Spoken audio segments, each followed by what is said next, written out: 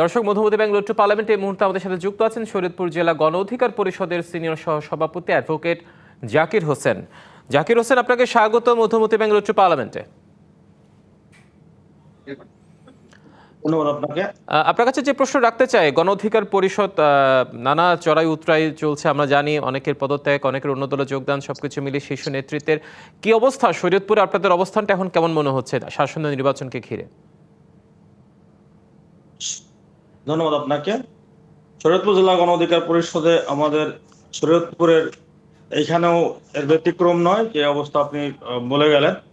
বাস্তবতা হচ্ছে এই যে বর্তমানে মিডিয়াতে বিভিন্ন প্রকারের হাইপ, সকালে একরকম একটা ঘটনা দেখি আমরা, দুপুরে আর একরকম ঘটনা দেখি, যার প্রতিফলন এখানেও ঘটেছে। বাস্তবিক পক্ষে অস্বীকার করার সুযোগ নেই।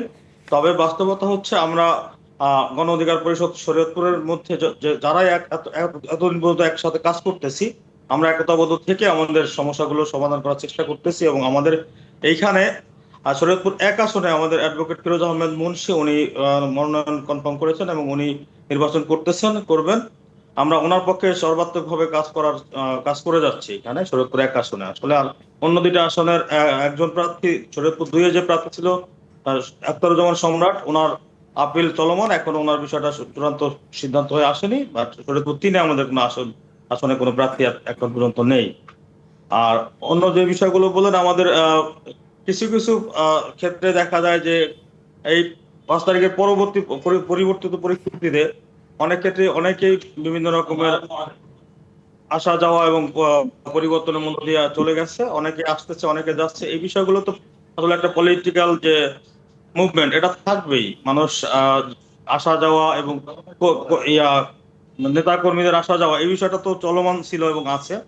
যদিও যে বিষয়গুলোতে আমরা এখন মনোযোগ দেওয়ার সুযোগ নেই, বাস্তবিক পক্ষে আমরা আসন্ন জাতীয় সংসদ নির্বাচন এবং গণভোটের হারের পক্ষে আমাদের প্রচার কাজ চালা যাচ্ছে।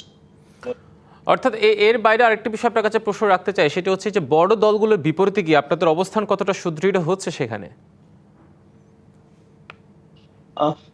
সত্যিকার অর্থে বড় দল বলতে এখানে আমরা বর্তমানে বিএনপি কে বুঝি, এবং আর এক দিক থেকে আর একটা দল এখন খুব অ্যাক্টিভ।